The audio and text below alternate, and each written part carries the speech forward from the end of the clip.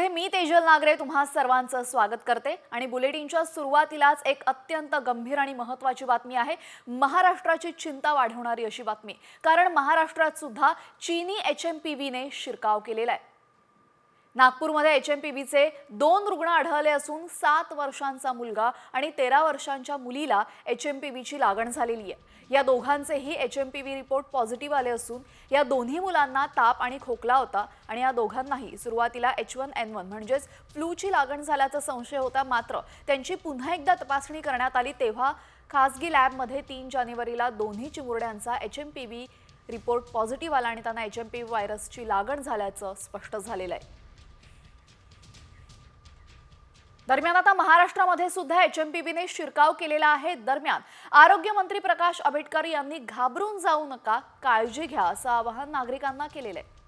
व्हायरसचा संभाव्य धोका रोखण्यासाठी सरकारकडून प्रयत्न सुरूच आहेत आणि एचएमपीव्ही व्हायरस गांभीर्याने घेण्यासारखं नाही, मात्र सर्वांनी काळजी घेणं आवश्यक असल्याचं यावेळेस आरोग्य मंत्री आवाहन करतायत। त्यामुळे हा विषाणू जो आहे हा विषाणू आपल्यासाठी फारसा महत्त्वाचा फारसा इतका गंभीर घेण्यासारखा नाही, परंतु तरीही काळजी घेणं, अत्यंत चांगल्या पद्धतीने पेशंट्सला सुद्धा योग्य पद्धतीच्या ट्रीटमेंट्स देणं, यासाठी आरोग्य विभाग आणि वैद्यकीय शिक्षण विभागाच्या माध्यमातून केंद्र शासनाचे जे सगळे निर्देश असतील त्या सगळ्या निर्देशांना अनुसरून आपण अतिशय चांगल्या पद्धतीने काम करतोय। तर घाबरून जाऊ नका, काळजी करू नका, मात्र स्वतःची आणि मुलांची काळजी घ्या असं आवाहन यावेळेस त्यांनी केलेलं आहे। दरम्यान आता एचएमपीव्ही महाराष्ट्रात आलेला आहे आणि त्यामुळे राज्य सरकार सुद्धा अलर्ट मोडवर आलेलं आहे। एचएमपीव्हीने महाराष्ट्रात शिरकाव केल्यानंतर राज्य सरकारने आता अलर्ट मोड बघायला मिळतो। यावेळेस एचएमपीव्ही बाबत मंत्रिमंडळाच्या बैठकीमध्ये चर्चा झाली असून यावेळेस आरोग्य यंत्रणा सज्ज ठेवण्याच्या सूचना मुख्यमंत्र्यांनी दिल्याची माहिती समोर येते। पुढील उपाययोजनांसंदर्भात निर्णय झाल्याची माहिती सुद्धा मिळालेली आहे। तर आज बैठक झाली आणि एचएमपीव्हीला रोखण्यासाठी राज्यामध्ये टास्क फोर्सची स्थापना करण्यात आलेली आहे। जेजेच्या डीन डॉक्टर पल्लवी सापळे या टास्क फोर्सच्या प्रमुख असतील। वैद्यकीय शिक्षण विभागाचे आयुक्त राजीव नितवकर यांनी ही माहिती दिलेली आहे। दरम्यान एचएमपीव्हीला रोखण्यासाठी आणि त्याबाबतच्या उपचारांसाठी टास्क फोर्स गाईडलाईन्स तयार करेल आणि आयुक्तांनी राज्यातल्या सर्व सरकारी वैद्यकीय महाविद्यालयांच्या डीनची व्हिडिओ कॉन्फरन्सिंगच्या माध्यमातून बैठक घेतली आणि या बैठकीमध्ये एचएमपीव्हीची लक्षणं आणि उपचारांसंदर्भात माहिती देण्यात आलेली आहे। दरम्यान एचएमपीव्हीची लागण होऊ नये म्हणून नक्की काय करायला पाहिजे पाहूयात ग्राफिक्सच्या माध्यमातून। तर खोकताना किंवा शिंकताना तोंड आणि नाकावर रुमाल किंवा टिश्यू पेपर ठेवा। टिश्यू पेपर नसल्यास कोपराच्या आतला भाग तोंडावर किंवा नाकावर ठेवा। मास्कचा वापर करा, गर्दीमध्ये जाऊ नका। कुणाशीही हस्तांदोलन करू नका। भरपूर पाणी प्या आणि पौष्टिक खा। डोळे, नाक आणि तोंडाला स्पर्श करणं टाळा। कुणाशीही हस्तांदोलन करू नका। सार्वजनिक ठिकाणी थुंकू नका। ताप, खोकला आणि शिंका येत असल्यास गर्दीच्या ठिकाणी जाऊ नका। डॉक्टरांच्या सल्ल्याशिवाय औषधं घेऊ नका।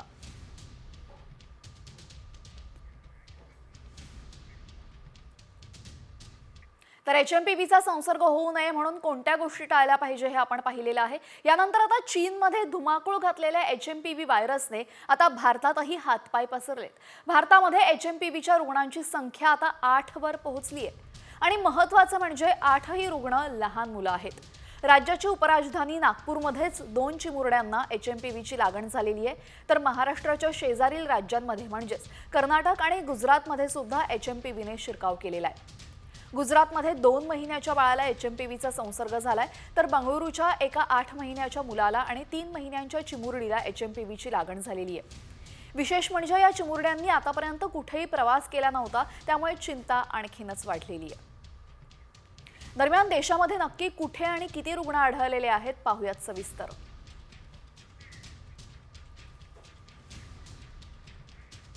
दरम्यान HMPV व्हायरसचा सर्वाधिक धोका लहान मुलांना आहे आणि महाराष्ट्रामध्ये 2 लहान मुलं रुग्ण सापडलेले आहेत. चेन्नईमध्ये 2 तर कोलकातामध्ये 1 रुग्ण आतापर्यंत सापडलेला आहे. कर्नाटकमध्ये 2 आणि गुजरातमध्ये 1 असे HMPVचे एकूण 8 रुग्ण भारतात सापडले आहेत.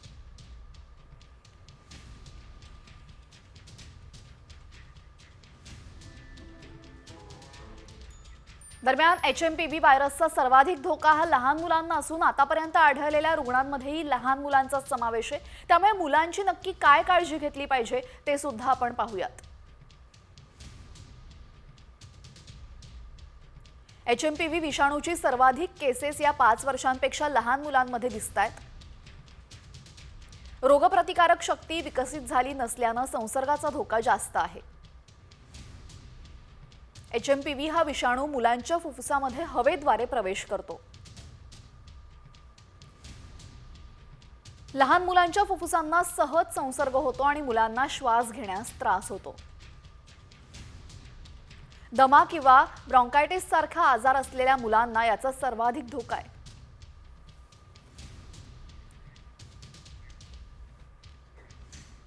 तर HMPV हा राज्यात दाखल झाला असताना आता कोर्टातही याचिका दाखल करण्यात आलेली आहे. मुंबई हायकोर्टाच्या नागपूर खंडपीठामध्ये असा विनंती अर्ज करण्यात आलेला आहे. HMPVची लक्षणं अगदी कोरोनासारखी आहेत, मात्र HMPVवर कोणतीही लस नाही. त्यामुळे राज्यात परिस्थिती हाताबाहेर जाण्याआधीच प्रतिबंधात्मक उपाय करण्याची विनंती या याचिकेत करण्यात आलेली आहे. नव्या विषाणूच्या रुग्णांची चाचणी करणे, लक्षणं आणि उपायांबाबत सार्वजनिक जनजागृती अभियान राबवणं आणि आरोग्य यंत्रणा सज्ज करणं अशा मागण्या या विनंतीमध्ये करण्यात आल्या असून आता या याचिकेवर बुधवारी सुनावणी होणार आहे. HMPV संदर्भात आता कोर्टातही याचिका दाखल करण्यात आलेली आहे.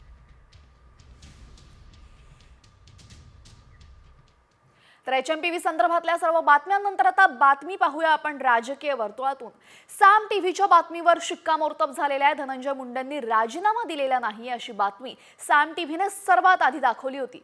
खुद्द धनंजय मुंडेंनीच आता त्यांनी राजीनामा दिला नसल्याची सर्वात पहिली प्रतिक्रिया साम टीव्हीला दिली होती आणि मंत्रिमंडळ बैठकीसाठी दाखल होताना धनंजय मुंडेंनी त्याचा पुनरुच्चार केलेला आहे. धनंजय मुंडेंनी अजित पवारांची भेट घेतल्याने राजीनाम्याच्या चर्चा सुरू झाल्या होत्या. मात्र धनंजय मुंडेंशी साम टीव्हीशी बोलत असताना त्यांनी त्या पूर्णपणे फेटाळून लावल्या आहेत.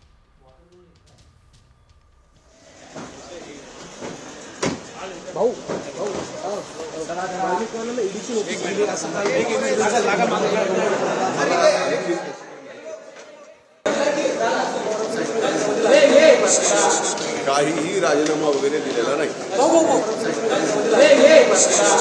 काहीही राजीनामा वगैरे दिलेला नाही. तर राजीनामा दिलेला नसल्याचं प्रतिक्रिया यावेळेस साम टीव्हीला धनंजय मुंडेंनी दिलेली तर आहे. मात्र धनंजय मुंडेंच्या राजीनाम्याच्या मागणीवर आता विरोधक ठाम आहेत. नैतिकतेच्या आधारावर धनंजय मुंडेंनी राजीनामा द्यावा अशी मागणी राष्ट्रवादी शरद पवार गटाच्या खासदार सुप्रिया सुळे यांनी केलेली आहे. तर धनंजय मुंडेंचा राजीनामा घेतल्याशिवाय स्वस्थ बसणार नाही असा निर्धार संभाजीराजे छत्रपती यांनी केलेला आहे. त्यामुळे जरी धनंजय मुंडे यांनी आतापर्यंत राजीनामा दिलेला नाहीये तरी सुद्धा विरोधकांकडनं मात्र धनंजय मुंडे यांच्या राजीनाम्याची मागणी होतेच आहे.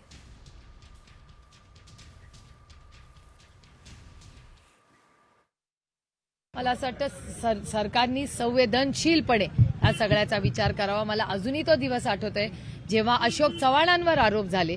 नैतिकता बघून काँग्रेस पक्षाने आणि अशोक चव्हाणांनी तेव्हा राजीनामा दिला होता. त्यामुळे आता सरकारला ठरवायचंय की त्यांनी काय करावं. धनंजय मुंडे नाव घेऊन सांगतो, धनंजय मुंडे हे सगळे माणसं कोणाचे आहेत? हे त्यांचेच आहेत आणि स्वतः ते मान्य करतात. हो, वाल्मिक कराड हा माझा जवळचा जिव्हाळ्याचा आहे. माझे सगळे धंद्यातले सगळे धागे किंवा आमचे एकत्र अकाउंट्स आहेत, बिझनेसचे अकाउंट्स आहेत. माझा वटमुक्त्यार तो आहे. एवढं सगळं असताना सुद्धा आम्ही ज्यावेळी त्यांची राजीनामा द्या ही मागणी करायला लागलोय, त्यांनी मोठ्या मनाने सांगितलं हो राजीनामा देतो. धनंजय मुंडेला कसं तुम्ही बाजूला सरकवते आम्ही बघायला लागलोय. नाही सरकवलं तर आमची लढाई आहेच. तर मंत्री धनंजय मुंडे यांच्या राजीनाम्यासाठी अजूनही विरोधक हे आक्रमकच आहेत आणि आता मंत्री धनंजय मुंडे यांच्या अडचणींमध्ये आणखी वाढ होण्याची शक्यता आहे. याला कारण म्हणजे धनंजय मुंडे यांच्या विरोधात आता करुणा शर्मा यांनी थेट हायकोर्टात धाव घेतली आहे. धनंजय मुंडे यांनी निवडणूक प्रतिज्ञापत्रामध्ये माहिती लपवल्याचा आरोप त्यांनी केलाय. धनंजय मुंडेंनी पहिल्या पत्नीच्या नावावरील मालमत्ता आणि कोर्टातील प्रलंबित प्रकरणांची माहिती लपवली असल्याचा आरोप करत करुणा शर्मा यांनी मुंबई उच्च न्यायालयामध्ये धाव घेतली आहे. धनंजय मुंडे यांचा जो फॉर्म चुकीच्या पद्धतीनं मंजूर केला, कारण त्यांनी त्या शपथपत्रामध्ये आपल्या पहिल्या बायकोचा उल्लेख केलेला नव्हता. फक्त 2 मुलं त्या बायकोपासून झालेले त्याचा उल्लेख केलेला होता. आणि बायकोच्या नावावर जे पहिल्या बायकोच्या नावावर जे प्रॉपर्टी आहे, सांताक्रूज, मुंबई, ते जेवढे वेगवेगळे बंगले आहेत त्याचा कुठं उल्लेख केला नव्हता. आणि त्या दोघांमध्ये जे केसेस सुरू आहेत, क्रिमिनल केसेस, सिव्हिल, त्याचा कुठला उल्लेख केला नव्हता. तर मंत्री धनंजय मुंडे यांच्या अडचणी दिवसेंदिवस वाढतच असल्याचं आपण पाहतोय. दरम्यान मंत्री धनंजय मुंडेंच्या राजीनाम्याच्या मुद्द्यावरनं आता खासदार संजय राऊतांनी अजित पवारांवर हल्लाबोल केलाय. अजित पवार हे ॲक्सिडेंटल नेते आहेत आणि त्यांच्यात हिंमत असती तर धनंजय मुंडेंचा राजीनामा घेतला असता, असा हल्लाबोल त्यांनी केलाय.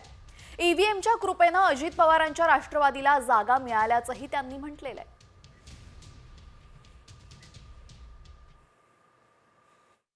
अजित पवार हे हतबल आहेत. अजित पवार हे नेते नाहीत. अजित पवार हे ॲक्सिडेंटल नेते आहेत. भारतीय जनता पक्षाच्या ईव्हीएमच्या कृपेनं त्यांना जागा मिळालेल्या आहेत, स्वतःच्या कर्तृत्वावर नाही.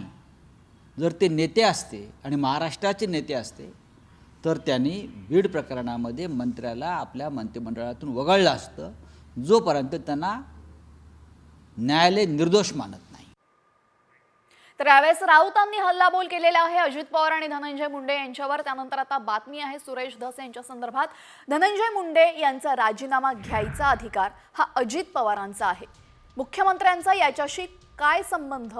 त्यांचा पक्ष वेगळा आहे आणि आमचा पक्ष वेगळा आहे, असं म्हणत भाजपा आमदार सुरेश धस यांनी धनंजय मुंडे यांच्या राजीनाम्यासंदर्भात प्रतिक्रिया दिलेली आहे. संतोष देशमुखांच्या हत्येनंतर सुरेश धस यांनी मंत्री धनंजय मुंडेंवर गंभीर आरोप करत राजीनाम्याची मागणी केली होती.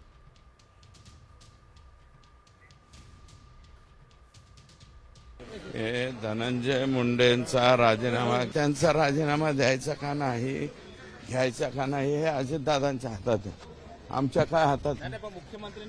मुख्यमंत्र्यांचा काय संबंध आहे? पक्ष त्यांचा वेगळा, आमचा वेगळा. या सर्व राजकीय बातम्यांनंतर आता बातमी आहे 2025 मधील सर्वात मोठ्या घोटाळ्याची. टोरेस कंपनीनं गुंतवणूकदारांना 500 कोटींचा गंडा घातलाय. यानंतर गुंतवणूकदार आक्रमक झालेत. मुंबईमधल्या दादरमध्ये टोरेस कंपनीच्या कार्यालयाबाहेर गुंतवणूकदारांचं आक्रमक आंदोलन बघायला मिळालेलं आहे. गुंतवणूकदारांनी कंपनीविरोधात जोरदार घोषणाबाजी केली आणि टोरेस कंपनी चालक गुंतवणूकदारांचे पैसे घेऊन फरार झालेला आहे. कंपनीची राज्यातली कार्यालयं सुद्धा बंद झालेली आहेत. त्यामुळे आता गुंतवणूकदारांमध्ये संतापाची भावना आहे आणि टोरेस ग्राहकांना जवळपास 500 कोटींचा चुना या टोरेसच्या मालकांनी लावलेला आहे आणि संतप्त प्रतिक्रिया या सर्वांची आपण आता पाहतोय.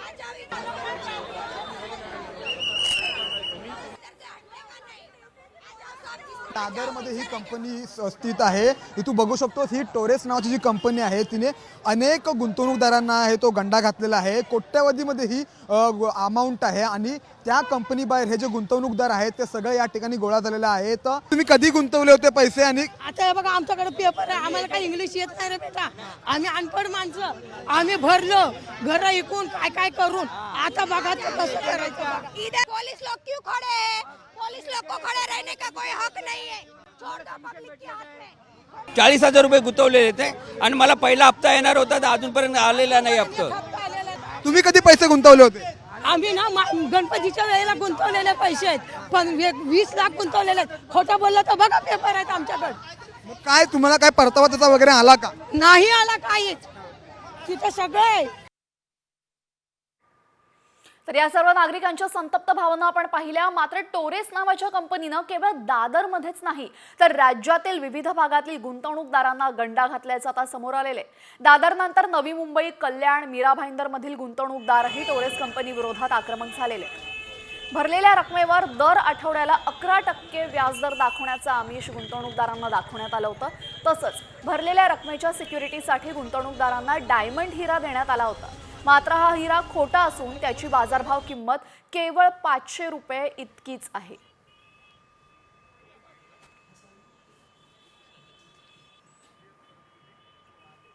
दादर, नवी मुंबई आणि मीरा भाईंदर या ठिकाणी सुद्धा आपण पाहू शकतो तिथल्या नागरिकांमध्ये सुद्धा प्रचंड असंतोष पाहायला मिळतोय. टोरेसच्या ग्राहकांना जवळपास 500 कोटींचा गंडा घालण्यात आला असून 2025 मधला सर्वात मोठा घोटाळा आहे. दरम्यान प्रत्येक आठवड्याला 11% व्याजदर मिळणार हे आमिष दाखवून सर्वांकडनं पैसे घेण्यात आले आणि त्यांच्या पैशाच्या सिक्युरिटीसाठी त्यांना एक हिरा देण्यात आला जो आता खोटा असल्याचं समोर येत आहे. या हिऱ्याची बाजारभाव हा फक्त 500 रुपये इतकाच आहे आणि या 500 रुपयाच्या हिऱ्याच्या मोबदल्यामध्ये लाखो रुपये गुंतवणूकदारांनी गुंतवलेले आहे आणि एकूण 500 कोटींचा गंडा टोरेस कंपनीनं ग्राहकांना घातलेला आहे आणि सध्या टोरेसचा मालक फरार असल्याचं समजतंय.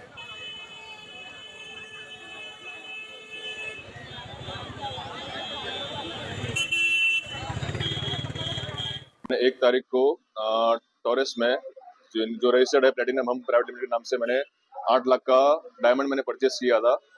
दादर के स्टोर पर से मैंने परचेस किया था और इन लोगों ने मुझे ये कमिट किया था कि मुझे पर वीक 10% रिटर्न मिलेगा पूरे 1 साल तक, मतलब 52 वीक्स के लिए.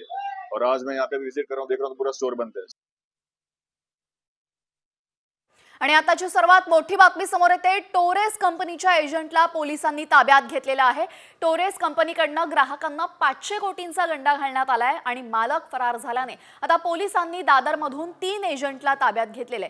जे एजंट मालक आणि या सर्व गुंतवणूकदारांच्या मध्ये काम करत होते त्यापैकी 3 एजंटला पोलिसांनी ताब्यात घेतलेले. टोरेस कंपनीचे एजंट सध्या ताब्यात आले असून मुंबईमधली दृश्य आपण बघतोय. टोरेस कंपनीकडनं ग्राहकांना जवळपास 500 कोटींचा गंडा घालण्यात आलेला आहे आणि या संदर्भातली मोठी बातमी सध्या समोर येते. मालक नाही मात्र एजंटला ताब्यात घेण्यात आलेला आहे आणि आता एजंटची चौकशी झाल्यानंतर मालकाचाही काही सुगावा लागेल का हे पाहणं महत्त्वाचं ठरेल.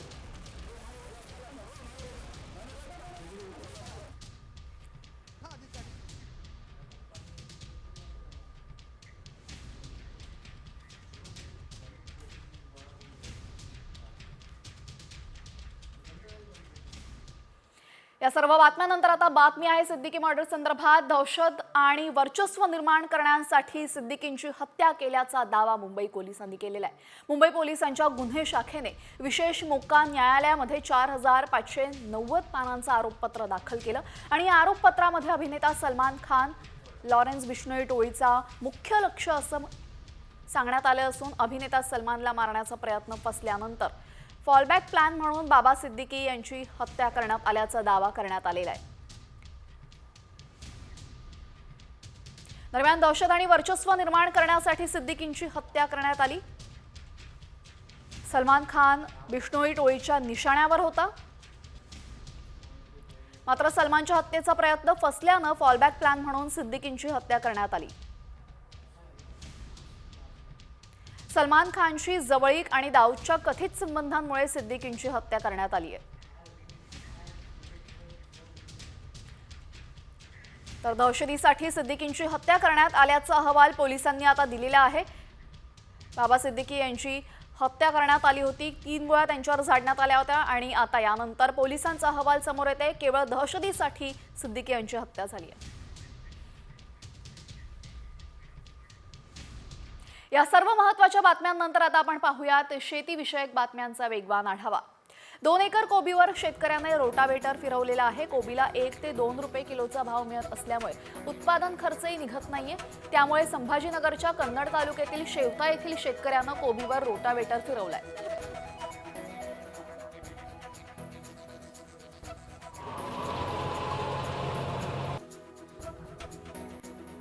अहिल्यानगरमध्ये सततच्या खराब हवामान आणि काजळी रोगाच्या प्रादुर्भावामुळे यंदा संत्रा उत्पादनाला फटका बसलाय. फळांचा आकार आणि गुणवत्ता यावर विपरीत परिणाम होत असल्यामुळे शेतकरी चिंता व्यक्त करतायत. जिल्ह्यामध्ये उशिरा आणि असमाधानकारक झालेल्या पावसाचा फटका संत्रा बागांना बसतोय.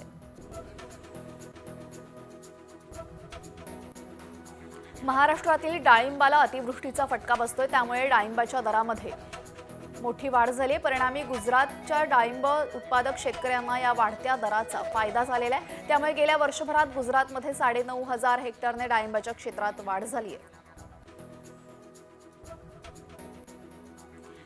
नंदुरबार कृषी उत्पन्न बाजार समितीमध्ये सर्वाधिक लाल मिरचीची आवक झालेली आहे. 450 वाहनांद्वारे मिरची विक्रीसाठी दाखल झाल्या होत्या, तर एकाच दिवसामध्ये जवळपास 8,000 क्विंटल लाल मिरचीची खरेदी झाली आहे.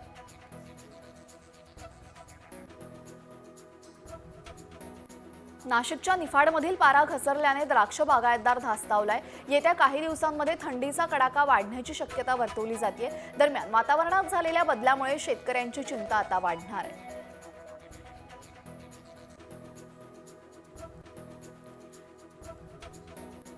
नवी मुंबई एपीएमसी फळ बाजारामध्ये चायना द्राक्षांचा हंगाम सुरू झालाय. भारतीय द्राक्षांपेक्षा चायना द्राक्ष स्वस्त असल्याने नागरिक चायना द्राक्षांकडे वळतात. दरम्यान चायना द्राक्षांची मागणी वाढल्याने भारतीय द्राक्षांच्या विक्रीवर मात्र याचा परिणाम झालेला आहे. यावर उपाययोजना करण्याची मागणी आता व्यापाऱ्यांनी केलेली आहे. वाशिमच्या मालेगाव येथील शेत शिवारातील आंब्याची झाडे मोहरली आहेत. शेतकऱ्यांच्या मते जर हवामानाने साथ दिली तर यावर्षी गावरान आंब्यांची चव सर्वांना चाखता येणार आहे.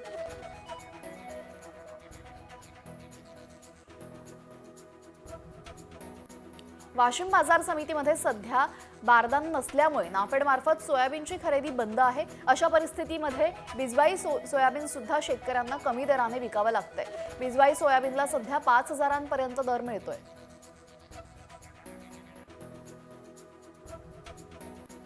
जिनिंगवर कापूस खरेदी करताना वजनामध्ये तफावत आढळून आल्याने शेतकऱ्यांनी चंद्रपूर गडचिरोली मार्गावर आंदोलन केलं. हा प्रकार गोडपिंपरी तालुक्यातील विठ्ठलवाडा येथील वृंदावन जिनिंगमध्ये उघड झालेला आहे. त्यामुळे जिनिंगचा परवाना रद्द करण्याची मागणी शेतकऱ्यांनी केलेली आहे.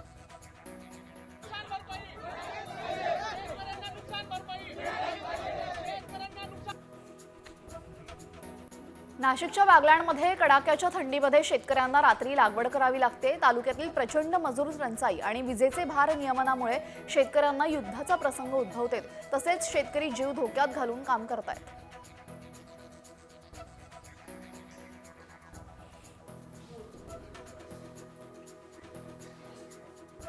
या सर्व शेतीविषयक बातम्यांनंतर आता बातमी आहे एका व्हायरल फोटो संदर्भातली. किंग खान शाहरुखच्या लग्नाला 33 वर्ष झाली. मात्र आता शाहरुखने पत्नीचं धर्म परिवर्तन केलंय असा दावा करणारा मेसेज आणि फोटो व्हायरल होतोय. पण हे नक्की खरं आहे का याचीच आम्ही पडताळणी केली. तेव्हा काय सत्य समोर आलेलं आहे पाहूयात. हे फोटो पाहून तुमच्याही मनात अनेक प्रश्न निर्माण झाले असतील. कधीही नकाबमध्ये न दिसणाऱ्या गौरीला अचानक काय झालं? हे फोटो पाहून आम्हालाही अनेक प्रश्न पडले. गौरी खाननं मुस्लिम धर्म स्वीकारलाय का? शाहरुखनं असं का केलं? शाहरुखच्या फॅन्सना हे आवडेल का? शाहरुख कडून गौरी खानचं धर्म परिवर्तन.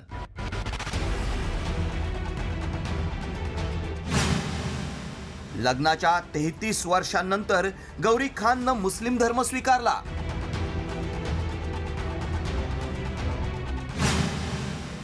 व्हायरल फोटो मागचं सत्य काय?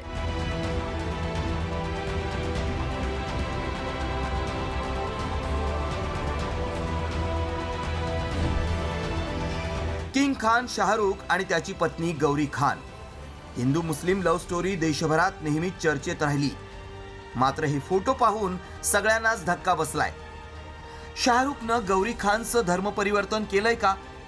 काही जण सोशल मीडियावर म्हणतायत की लग्नाच्या 33 वर्षांनंतर शाहरुखनं गौरी खानचं धर्म परिवर्तन केलंय. पण फोटोत दिसतंय ते खरं आहे का? धर्मावरून शाहरुखला अनेकदा ट्रोल करण्यात आलंय, तर त्याची पत्नी गौरी खानचं कौतुक केलं जातं. मात्र हे फोटो पाहून गौरी खानलाही ट्रोल केलं जातंय. या फोटोमुळे सोशल मीडियात एकच खळबळ उडाली आहे. त्यामुळे या फोटोचं सत्य सांगणं गरजेचं आहे. आम्ही या फोटोची पडताळणी सुरू केली. पण त्याआधी मेसेजमध्ये काय दावा केलाय पाहूयात. शाहरुख खाननं लग्नाच्या 33 वर्षांनंतर पत्नी गौरी खानचं धर्म परिवर्तन केलं. मक्कामध्ये जाऊन गौरीला हिंदू धर्मातून मुस्लिम धर्म स्वीकारायला लावला. हा मेसेज आणि गौरीचा बुरख्यातील फोटो तुफान व्हायरल होतोय. या फोटोत मागे पाक खानाए काबा दिसतोय. त्यामुळे अनेकांना शाहरुखनं पत्नीचं धर्म परिवर्तन केल्याचं वाटतंय. यामुळेच दोघांवर टीका केली जातीये. मात्र खरंय का? यासाठी आमच्या व्हायरल सत्य टीमनं फोटोची पडताळणी सुरू केली. व्हायरल फोटोंची माहिती मिळवण्यासाठी रिव्हर्स सर्च इमेज करून पाहिली, मात्र असे फोटो इतर कुठेही सापडले नाहीत. त्यामुळे आमच्या टीमनं थेट शाहरुख खानच्या सोशल मीडिया प्लॅटफॉर्मवर जाऊन पडताळणी केली. तिथंही आमच्या हाती काहीच माहिती लागली नाही. तसंच शाहरुख आणि गौरीनंही माहिती शेअर केली नाही. मग हा नक्की काय प्रकार आहे याचा आम्ही रिसर्च केला. त्यावेळी काय सत्य समोर आलं पहा. शाहरुखनं गौरीचं धर्मपरिवर्तन केलेलं नाही. व्हायरल फोटो AIच्या माध्यमातून बनवलाय. गौरी खान ही हिंदू धर्माची आहे. गौरी आणि शाहरुखचा आंतरधर्मीय विवाह 25 ऑक्टोबर 1991 रोजी झाला. लग्नानंतरही गौरीनं धर्म बदलला नाही. गौरी पती शाहरुख खानच्या इस्लाम धर्माचा आदर करते. मात्र AIचा गैरवापर करून शाहरुख आणि गौरीला सोशल मीडियातून ट्रोल केलं जातंय. त्यामुळे आमच्या पडताळणीत शाहरुखनं गौरीचं धर्मपरिवर्तन केल्याचा दावा असत्य ठरलाय. तुमच्या मोबाईलवर असे फोटो आल्यास लगेच विश्वास ठेवू नका, त्याची शहानिशा करा. ब्युरो रिपोर्ट, साम TV न्यूज.